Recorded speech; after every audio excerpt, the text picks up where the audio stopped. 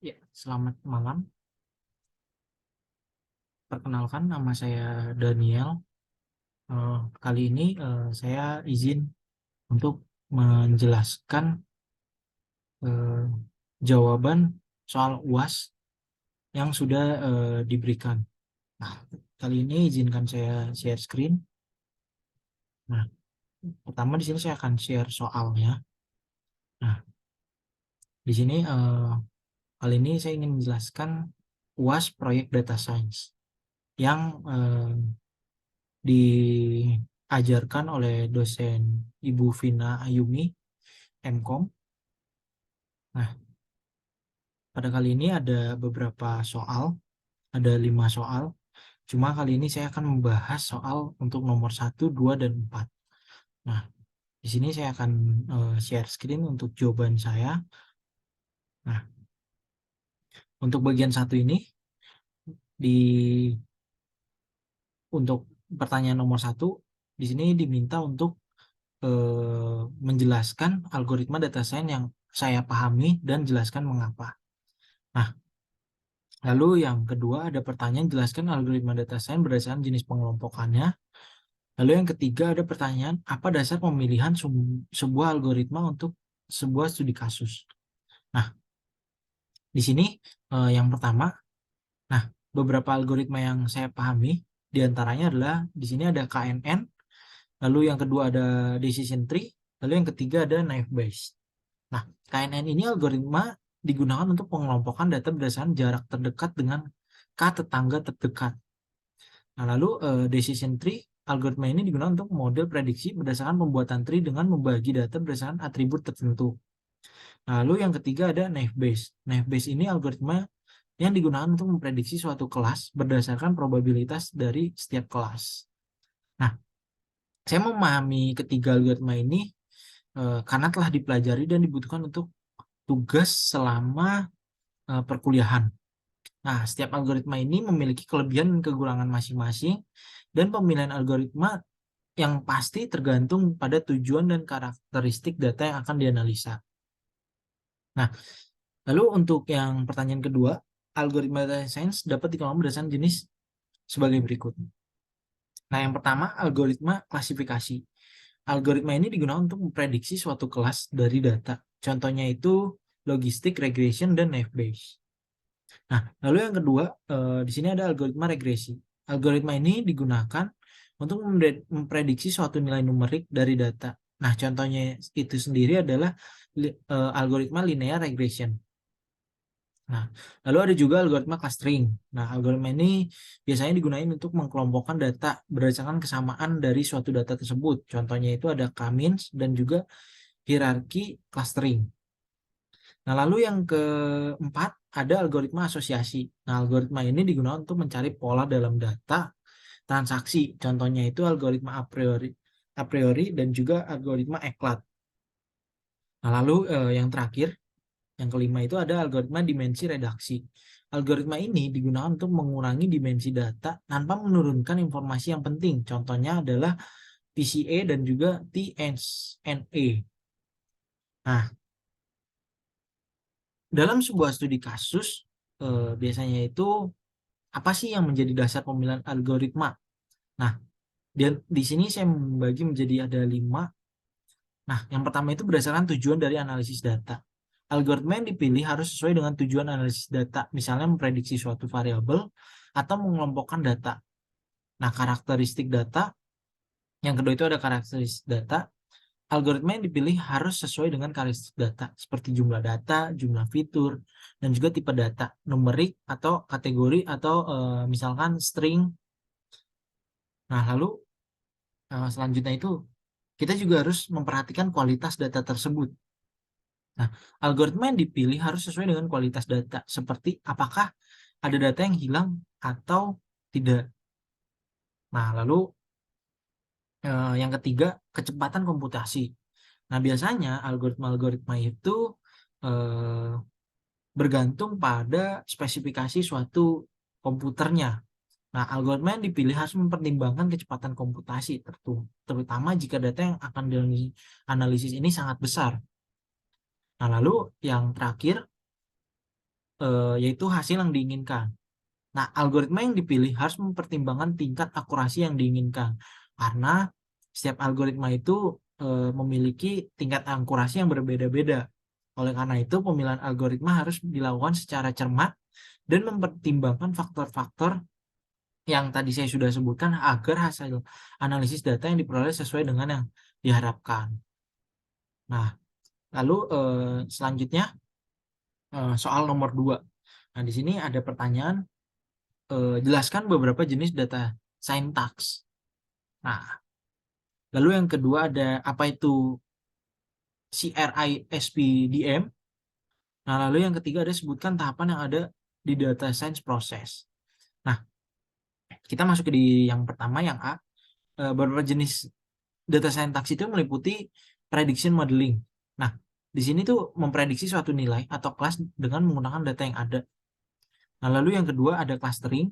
Di sini mengelompokkan data yang ada ini berdasarkan kesamaannya. Nah, setelah dikelompokkan, masuk ke dalam anomaly detection. Nah, di sini tuh kita mendeteksi nih data yang tidak sesuai dengan pola data yang ada. Nah, setelah kita mendeteksi anomalinya, kita sudah bersihkan. Nah, di sini masuk ke dalam association rule learning, yaitu mencari pola dalam data transaksi.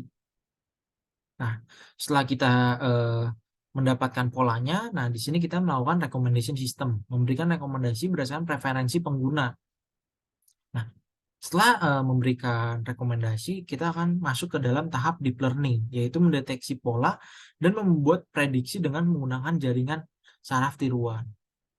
Nah, lalu yang B, di sini ada CRISPDM, atau yang biasa kita kenal disebut Cross Industry Standard Process for Data Mining.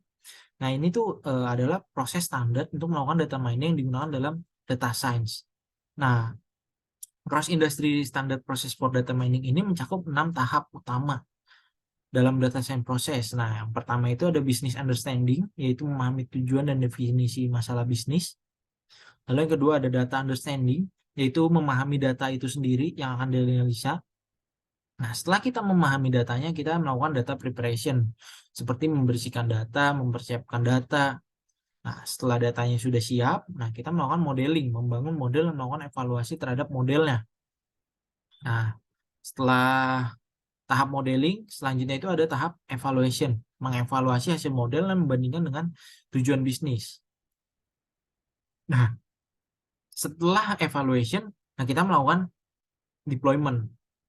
Nah, pada tahap ini tuh mengimplementasikan model yang sudah kita buat dan memonitor performa model tersebut.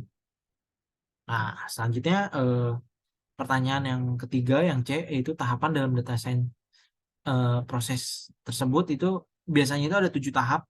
Nah, yang pertama itu understanding the problem of definition the goal. Kita harus paham dulu nih problemnya dan juga tujuan kita tuh goalnya mau apa sih. Nah, lalu yang selanjutnya data collection dan preparation. Nah, setelah kita mendapatkan datanya dan kita sudah prepare, nah kita melakukan eksplorasi nih kita lakukan eksplorasi data analisis, yaitu di sini kita cari tahu nih datanya ada yang kosong kah atau ada data yang kotor atau enggak, seperti data sampah gitu. Nah, selanjutnya setelah kita bersihkan, nah di sini masuk ke tahap modeling. Nah, kita di sini mencari nih algoritma yang akurasinya cukup tinggi dan juga yang cocok. Nah, setelah modeling kita masuk ke tahap model evaluation dan fine tuning. Nah, di sini dengan model yang sudah kita tentukan, di sini kita evaluasi, terus kita adjust sedikit gitu agar mendapatkan hasil yang maksimal. Nah, setelah kita evaluasi, kita lakukan deployment dan monitoring modelnya. Nah, setelah di-deploy, tahap selanjutnya yaitu kita maintenance. Nah, dengan kita maintenance, kita bisa mencari atau kita mikirkan inovasi, lalu kita update nih model sesuai kebutuhan yang ada. Misalkan ternyata ada bug atau ada bagian-bagian yang belum di-handle. Nah, pada tahap 7 ini kita melakukan maintenance dan juga mengupdate modelnya. Nah, dalam setiap tahapan penting untuk melakukan validasi dan evaluasi terhadap data dan model yang digunakan agar hasil yang diperoleh akurat dan dapat diandalkan. Nah, pemilihan algoritma dan metodologi yang digunakan akan berdasarkan pada masalah yang akan diselesaikan dan karakteristik data yang tersedia. Nah, lalu selanjutnya di sini saya langsung lanjut ke nomor 4 sesuai tugas yang diberikan. Nah, di sini yang pertama itu jelaskan tahapan pada modeling development pada proyek data science. Lalu yang kedua, bagaimana cara memvalidasi model data science. Lalu yang C, apa kegunaan dari data visualization. Nah, lalu yang D, apa tugas yang paling menantang nih atau challenging task dalam sebuah proyek bagi seseorang data science. Nah, kita langsung masuk ke jawaban yang A. Nah, tahapan dalam modeling development pada proyek data science itu biasanya meliputi dari problem definition. Nah, di sini kita cari tahu dulu nih masalahnya. Jadi, masalahnya itu apa sih? Nah, terus kita cari nih solusinya. Nah, setelah kita dapat solusinya, di sini kita cari data apa aja sih yang dibutuhin. Nah, kita kumpulin datanya dan kita integrasikan datanya. Nah, setelah dapat datanya, nah di sini kita data exploration, yaitu melakukan eksplorasi data untuk mengetahui pola dan relasi yang ada. Nah, setelah data exploration, di sini ada feature engineer, yaitu menciptakan suatu fitur baru yang berguna untuk membangun model. Nah, setelah kita membangun modelnya, di sini kita milih modelnya, model selection, yaitu memilih model terbaik untuk memecahkan masalah yang didefinisikan di awal. Nah, setelah kita memilih modelnya, di sini kita melakukan training. Nah, kita melatih model dengan menggunakan data training. Lalu setelah kita training, kita validasi nih. Validasi model dengan menggunakan data validation. Nah, setelah kita dapat hasilnya, kita melakukan model deployment, yaitu kita deploy atau transfer model itu ke lingkungan production. Jadi kita bisa menggunakan model yang sudah kita develop agar di aplikasi atau sistem rekomendasi kita tuh bisa berjalan dengan baik. Nah, lalu yang B, bagaimana cara memvalidasi? Di sini bagaimana cara memvalidasi model data science? Nah, cara memvalidasi model data science itu ada beberapa. Yang pertama itu ada split data. Jadi kita membagi data menjadi data training dan data validation. Lalu yang kedua juga ada model training, yaitu melatih model yang menggunakan data training. Nah, lalu yang ketiga ada model evaluation, yaitu menilai model dengan menggunakan metrik seperti akurasi, presisi, dan recall. Nah, lalu yang keempat ada juga namanya model comparison, yaitu membandingkan model yang menggunakan metrik yang sama. Nah, lalu selanjutnya itu ada fine tuning. Nah, fine tuning itu di sini tuh kita melakukan tuning parameter untuk meningkatkan performa model. Nah, lalu di sini ada pertanyaan, apa sih kegunaan data visualization? Nah, data visualization itu digunakan untuk yang pertama itu yang pasti memahami data. Jadi dengan data visualization kita dapat memberikan visualisasi dari data untuk mempermudah memahami pola dan relasi yang ada. Nah, lalu yang selanjutnya meningkatkan interpretasi data, yaitu untuk memberikan representasi grafik yang mudah dipahami dari data untuk membantu interpretasi. Nah, lalu yang ketiga mencari pola dan tren. Nah, di sini itu mencari pola dan tren dalam data dengan menggunakan visualisasi seperti grafik, histogram, dan scatter plot. Nah, lalu yang terakhir, sini ada pertanyaan, apa sih tugas yang paling menantang atau challenging dalam sebuah proyek bagi seorang data scientist? Nah, yang pertama itu yang pasti pada saat tahap awal, yaitu data cleaning dan preparation. Karena di sini tuh kita harus menganalisa datanya, kita harus membersihkan dan mempersiapkan data sebelum dilakukan analisis. Nah, lalu selanjutnya itu yang kedua ada feature engineer, yaitu menciptakan fitur baru yang berguna untuk membangun model. Nah, selanjutnya itu ada model selection, yaitu memilih model terbaik untuk mencalakan masalah yang didefinisikan. Nah, setelah model selection di sini ada model validation, yaitu kita memvalidasi model dengan menggunakan data validation untuk memastikan model bekerja dengan baik. Lalu selanjutnya itu ada interpretasi model.